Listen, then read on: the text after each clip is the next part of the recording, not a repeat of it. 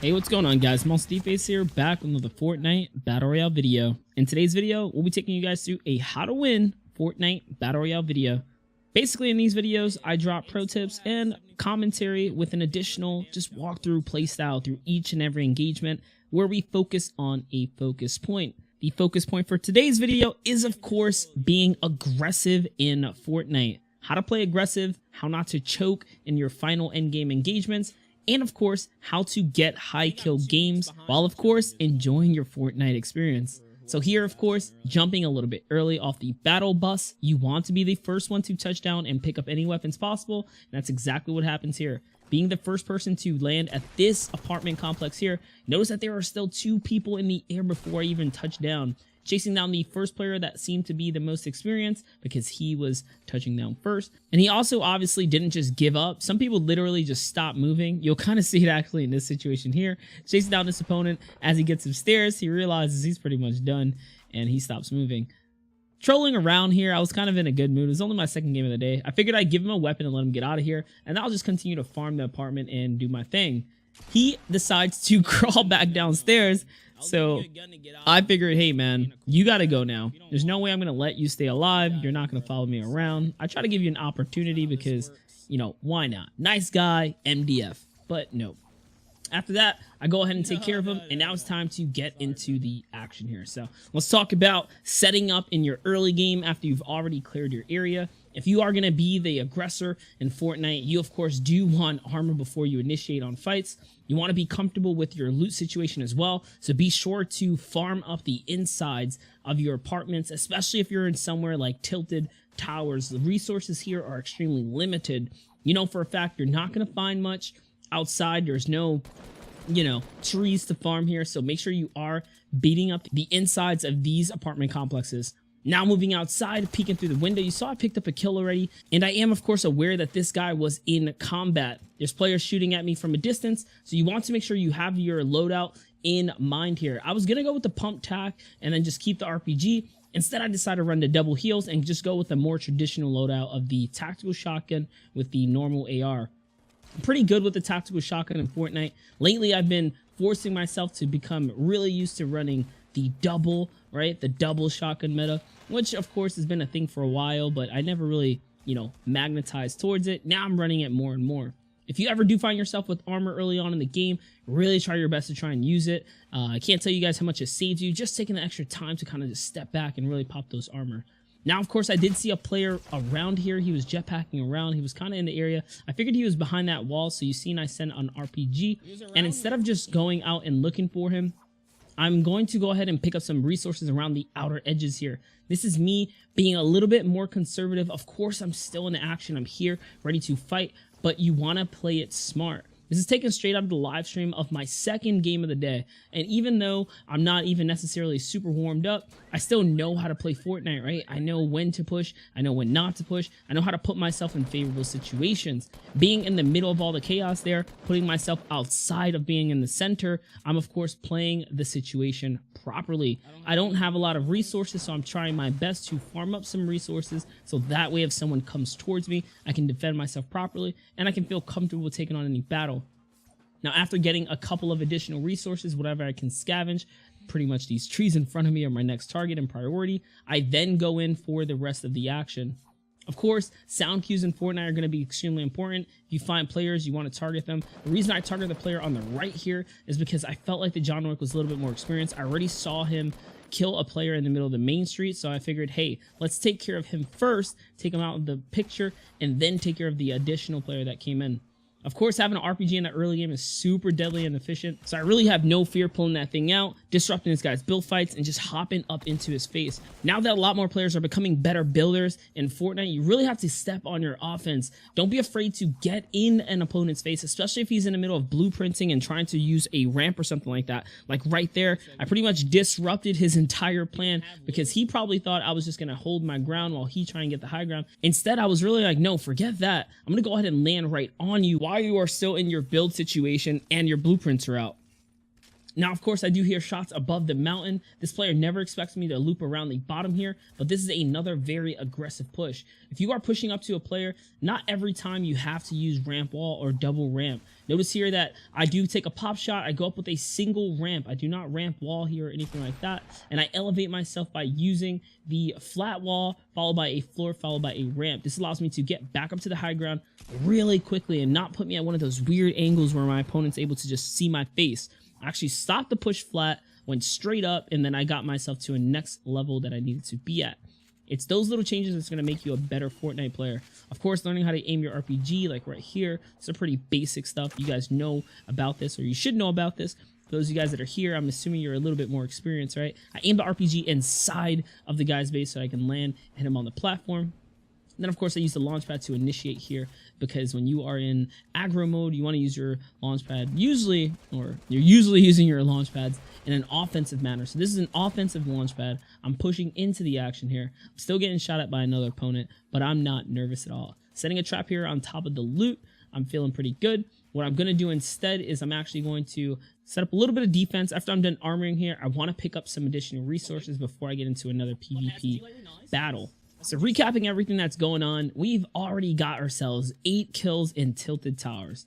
It's that easy, really. When it comes down to getting high kills, of course, there's a lot of RNG factors involved, basically a lot of luck factor involved. You really have to find the players.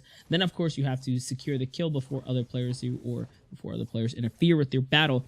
Here in Tilted Towers is still the hottest spot for getting high kill games. So if you were curious as to where all the action is, pretty much Salty Springs and Tilted Towers. Then of course it depends on the bus. This bus was perfectly angled straight into Tilted, making this an easy no-brainer. So if you ever find yourself making a mistake in a build battle, like right there, I kind of hit myself over the head, finding myself under the ramp. Notice how I just immediately went left and just reset the build here. Or you got to edit your way out and just go. If you trap yourself, you got to make sure you are ready to turtle. But there, in this situation, of course, I want to get up this hill. I want to get in this player's face. He hasn't decided to build yet, so I want to continue to put on the gas pedal here. Spotting another player now, just after picking up this loot, I kind of want to go ahead and pick up the jetpack, but I don't have time to. This guy actually catches a really good shot at me, and you can see here, talking about going into turtle mode, I want to go ahead and pop this armor just so I have the best odds, again, possible at taking on this player. He actually lands another shot at me, and then I fall below. This is me finding myself in defensive mode again. I want to either do one of two things. Knowing that I have very limited resources, I want to either edit my way up and get out of here, or bait the player in and kill him. In this situation, my back was against the wall. I tried to make a quick edit play and it didn't really work out because the other ramp was pushing me down. So instead, I just prepare that pump shotgun. He walks right in, he eats the shotgun shots. And that was a really clutch play there, because had I continued to attempt to try and exit, I would have died. So instead, I went on the offensive there and really just allowed him to kind of just walk on into the build. That's what he wanted. And before he got to switch and pull out his shotgun, I pumped him instead. You'll find that a lot of players do try and use that tactic right there. The tactic where they are spamming their AR, trying to walk through your walls. If you find a player trying to walk through the wall, sometimes it's better to just invite him into the base. Literally, just invite him into the base and take care of him as he is pushing through your planks, through your walls. That way you can get yourself a quick pick. Now here, coming out the storm, I don't have any extra heals or anything like that. I want to do a quick inventory check, make sure all of my weapons are prepared. Hearing a player outside, though, instead of exiting straight out, I'm just listening to the player, seeing if he is trying to, skate on by or stop here and combat. He actually ends up just rolling on by, so instead, I go around the backside. I don't want to exit in front of the area that he kind of went out from, because if he heard me under there and he was prepared, defensively, I want to at least try and be a little bit unpredictable here. So looping my way around the backside, I switch out the jetpacks here, and I catch him fighting another player in the distance. Once again, instead of going straight into the battle, I go wide here. I go wide, I catch another player. He's defensively trying to hold down, and I send an RPG followed by these scar shots immediately. Shooting a rocket at a player and then following up with an AR is an awesome way to make sure that your rocket's going to land for 2 reasons. Because if the player turns around, and reacts with a wall, sometimes it's just not enough. The wall will actually break to your scar shots and then allowing the RPG to go through. Now, I know there's another player, of course, in this area because he was in a PvP situation. He was battling another opponent. So I'm trying to listen for him and really just pinpoint him down.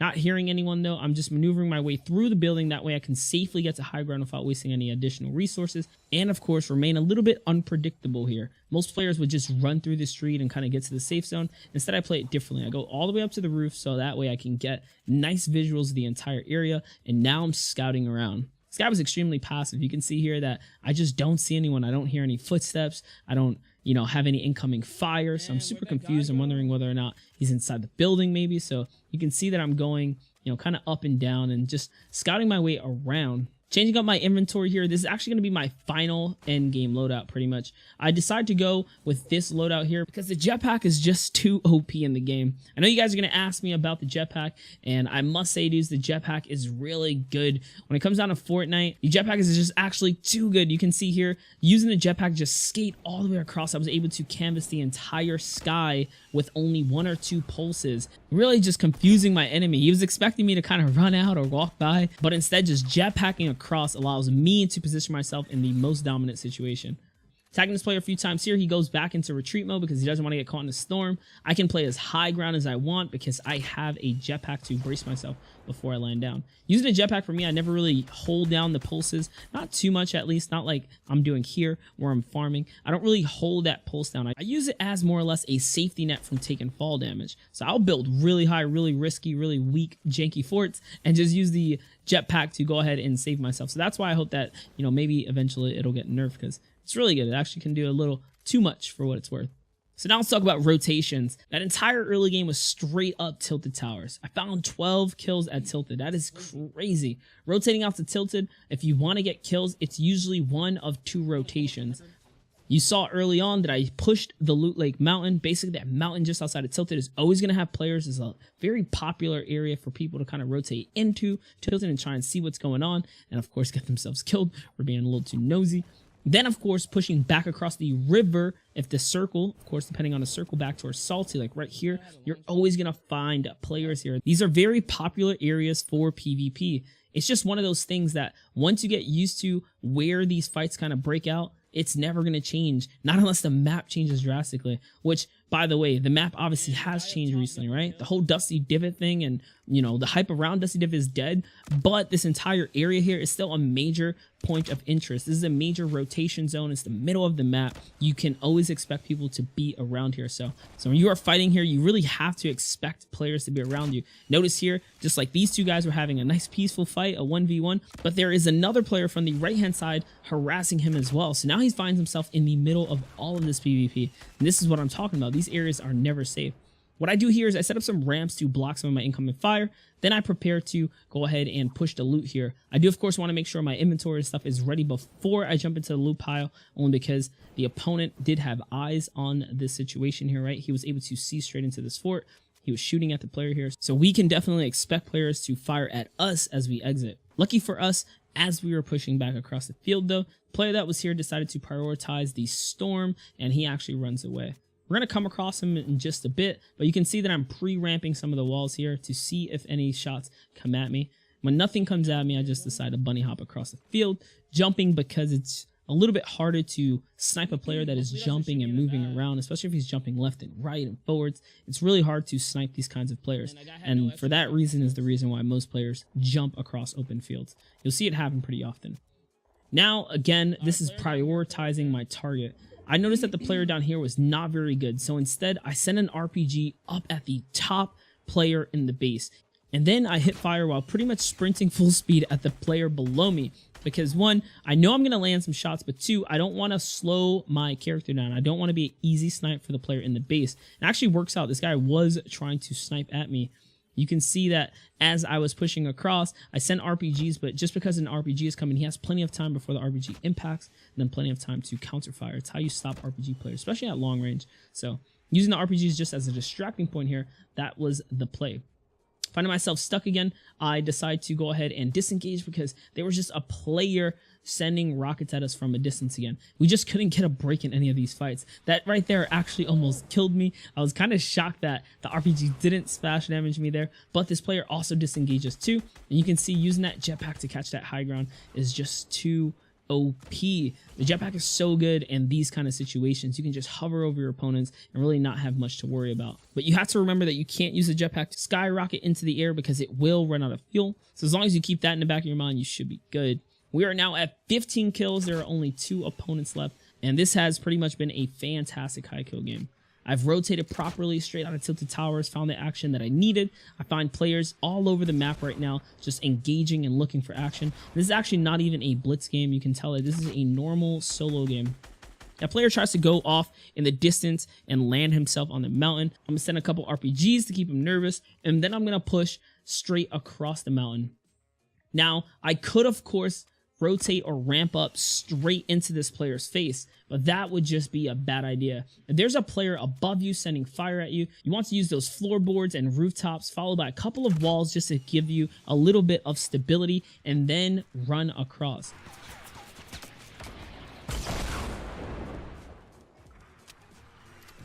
So just like that, I was able to properly defend myself from this player's aggression towards me and take little to no damage on the way.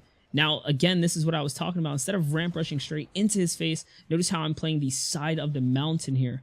I'm using this as a way to break line of sight with my opponent, really just confuse him and force him into thinking, oh man, where did this guy go? He actually repositions himself way high up in the fort, so now it's time for me to go ahead and RPG him again. He was actually anticipating the play, which was pretty fantastic. Once again, using the jetpack here instead of my resources, I go ahead and float my way up the side of the mountain, and now I'm underneath the base. I noticed that I do have low resources here, so instead of building high up and into this base, I actually try and take it down with a scar. I'm pretty sure he ends up hearing me, and he actually relocates. Hearing him take some fall damage is when I decided to go into defensive mode. Hearing that fall damage was a big cue for me to go ahead and get into defensive mode. I know he has an RPG, so pushing up is going to be pretty difficult. So just as I am trying to turn the fight around and get up to that high ground, I see how high he is. He is actually at a really steep angle for me to try and build and fight up towards. So instead, I disengage because the circle is going to push him out anyways. So I'm going to play it patiently here, and I'm just going to catch the fire as it comes at me with the remaining planks that I have. I want to be very smart here in this low mat situation. I want to use my walls to disengage here, of course, so that I don't get tagged up any more than I have to. And then as long as I'm just far enough, like right here, I actually don't even have to defend against those rockets. All I have to do is dodge them and then counter apply pressure myself with my RPG. Now, yes, I could have aimed at the bottom of the fort to bring him down, but it just kind of felt like it was a little too stable. Being that I had already shot out a couple planks and it was still in the air, I figured, hey, I'm just going to go ahead and drop him and disrupt him as he comes down. Now use my last little bit of mass to go ahead and push him in instead. Pushing right overhead, I now have the high ground. I just have to go ahead and pressure this player and not allow him to breathe. He actually goes with a disengage here. It was a pretty good play by him to push down the mountain. If there was any other opponent watching this fight, they really should have been firing at us and getting into this fight. I now no longer have builds, so I want to be very cautious with where I decide to jump down and push into. Catching him descending all the way to the bottom, I use his planks instead to remain in the high ground and take all of his loot. Now, I do, of course, know there's a trap there, so notice that I'm not going to jump into that. I'm just going to go ahead and loot from the sides. And now it's pretty much time to take on this last player. When it comes down to 1v1s in the end game, you have to realize that there are less factors to worry about with less players on the field. The circle is tighter, the opportunities to hide are less. There just really isn't a lot of hiding places as the circle gets smaller and smaller. You should be able to pinpoint your last opponents relatively easy. Once you get used to it and kind of comfortable with being in endgame situations, they only get easier, guys. Since it's a 1v1, I know I don't have to worry about my back anymore, don't have to worry about the mountain. All I have to do is worry about aiming, my shots, my rockets, my positioning, all on one player. You just play a textbook game to go ahead and wrap things up. Being aggressive or catching high kill games doesn't mean playing dumb, guys. You can play smart, you can play tactically, and still pull big wins or big games. This here is proof that even a player like myself, who's typically a little bit more defensive, can still snag big kill games. Just like when I pushed up that mountain, I went around the right-hand side instead of straight up, brute force, face-to-face. I just played it tactically, swept around the side there, changing up the angles, changing up the game, showing my opponent that he really has to be on his toes if he thinks he's going to go ahead and take me out. Now here, instead of risking the game, I'm really trying to break down my opponent's base here, not let him get too comfortable, but I'm also trying to land a couple shots. Kind of catching a glimpse at the way he was building, I realized that he actually wasn't even at the high layer anymore. He somehow slid and found his way underneath the base, and then he gives up the initial fort that he had. So I used this little opportunity to go ahead and push straight across here. Notice that I am using the ramps to try and slide my way across the side. I do unfortunately fall down a little bit, but it was all good. Just placing my ramps and walls fast enough, I am catching all of the fire. He can't trace me down. He can't track me down. And I send a couple RPGs to splash damage off the back of his walls. And just like that, we found ourselves with the 17 kill solo victory royale, which was nothing but high level PvP, high level action, and straight momentum and force. We took very little damage throughout each of our encounters. We make sure we mini shielded when we were low on HP. And of course, we play strategic in our positioning to continuously outplay our opponents. Once you start developing that game sense and finding out where players are going to be, you really walk into these battles and into these situations a lot more confidently and with the expectation of what's going to come out of it when you jump into these battles. I hope you guys enjoyed today's video. If you guys did, of course, enjoy, don't forget to show your support. You know what to do, and I'll catch you guys in the next one. Big shout out to all my dudes that run those notifications. Love you guys. Peace.